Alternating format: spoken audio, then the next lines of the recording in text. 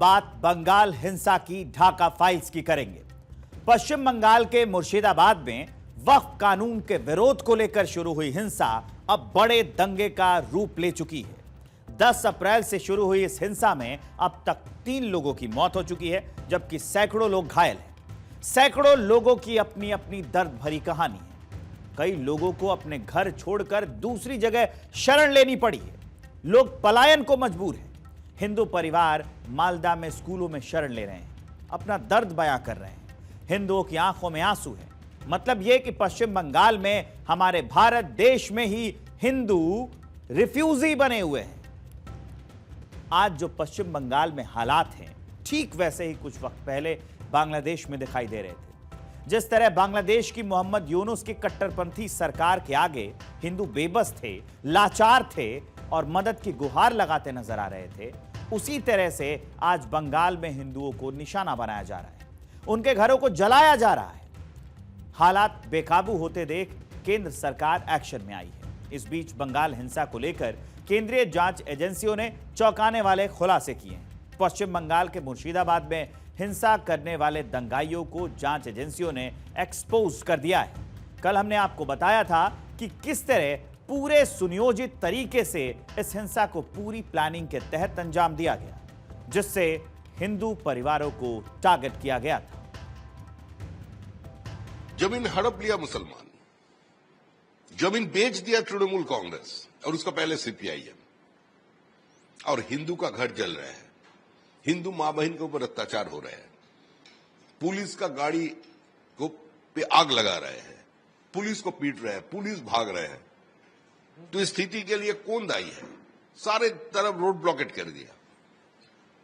अगर जिस दिन हुमायूं कबीर ने यह बताया था कि हिंदू या 30% है, जब चाहे हम काट कर भागीरथी में बहा देंगे, जिस दिन फिरादा की बताया था दावत इस्लाम की बात, जिस दिन सिद्दीकुल्ला चौधरी हम दो हमारा दो नहीं, हम दो हमारा 6 होना चाहिए, अगर उसी समय मुख्यमंत्री ममता बनर्जी इसका विरोध में कुछ एक सब व्यवहार किया होता और इसको निकाल दिया होता, तो आज स्थिति ऐसा जगह पर नहीं पहुंचता।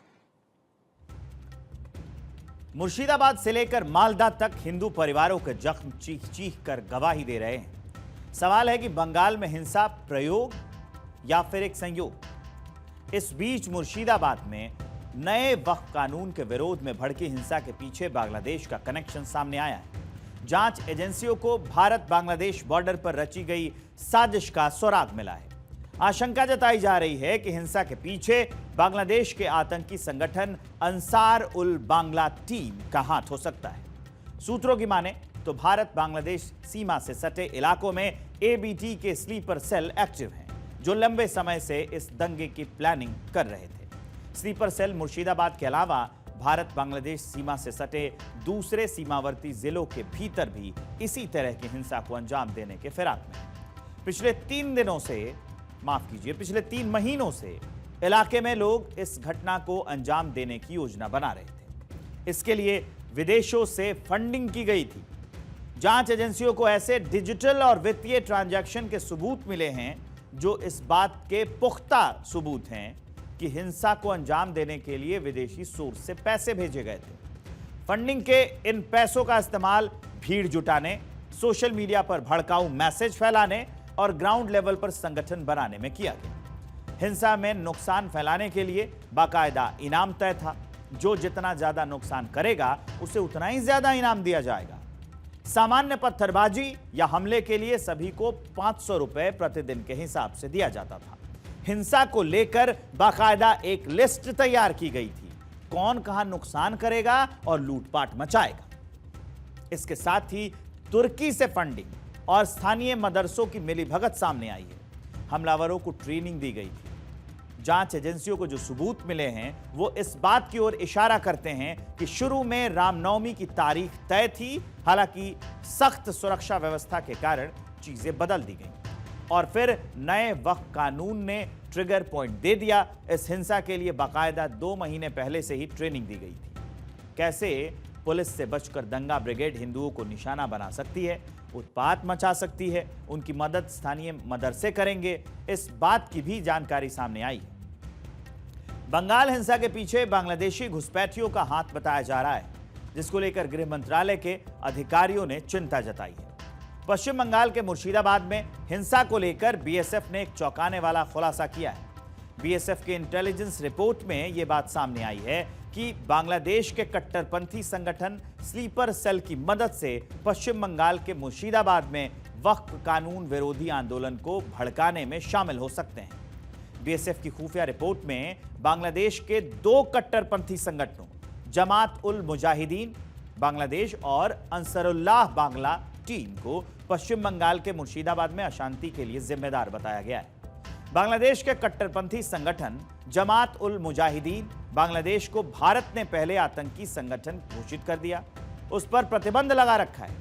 हालांकि बांग्लादेश में भी इस संगठन पर पहले से ही बैन लगा दिया गया था, लेकिन बांग्लादेश में मोहम्मद यूनुस के नेतृत्व वाली अंतरिम सरकार के सत्ता में आने के बाद इस प्रतिबंधित संगठन पर बैन हटा दिया गया। इसके अलावा बांग्लादेश के विभिन्न जेलों में बंद जमात उल मुजाहिदीन बांग्लादेश संगठन के सभी नेताओं को भी रिहा कर दिया गया है।